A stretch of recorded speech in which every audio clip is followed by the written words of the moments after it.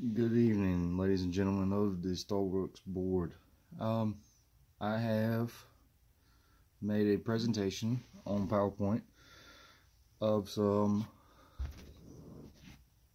charities that we might like to donate to. And the first thing we need to go over is that what makes a successful charity. A charity, well, there's two steps to make it a successful charity. The first step is a charity must spend at least 75% of contributions made during the year on programs that they support.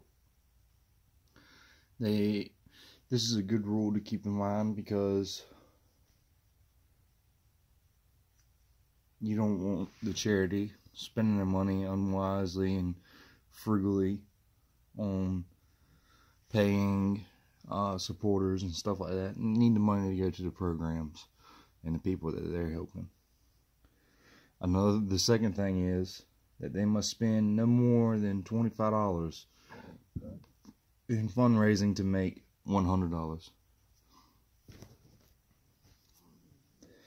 So that's the two rules that we need to keep in mind to help us find a good charity that we're going to take our sales and donate to.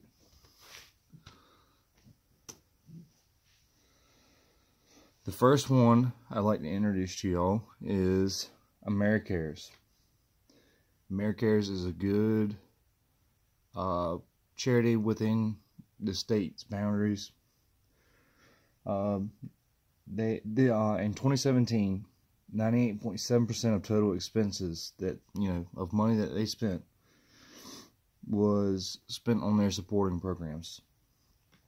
So that left just 1.3% for them to function off of and pay who they need to pay and spend on fundraising. 0.3% of contributions were spent on administration pay.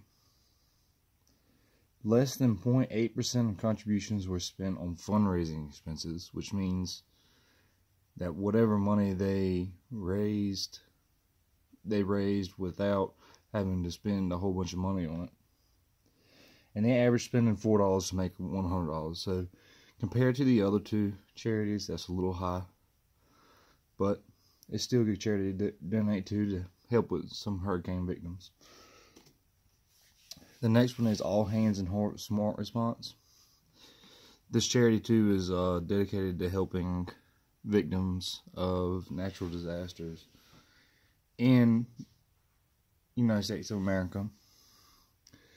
So they spent 94% of contributions on supporting programs, which isn't as high as the first one, but still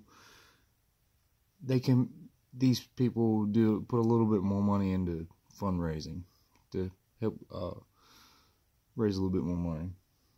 They average only spending $3 to make $100, which is less than the first one, and contributions totaled $4.8 million,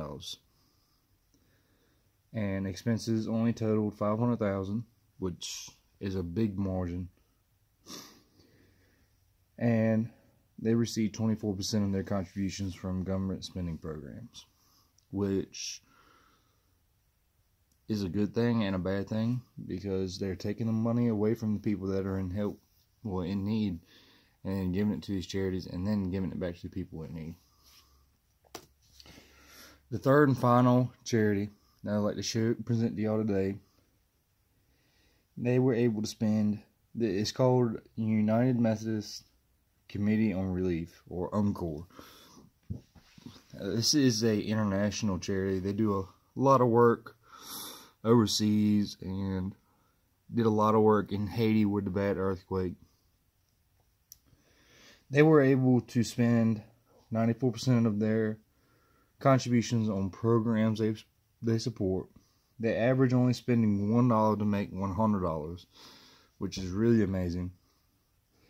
And contributions totaled $37 million, which is more than the other two charities combined. But at the same time, they are an international charity, so they need a little bit more money to operate. Well, and that's going to be it for today.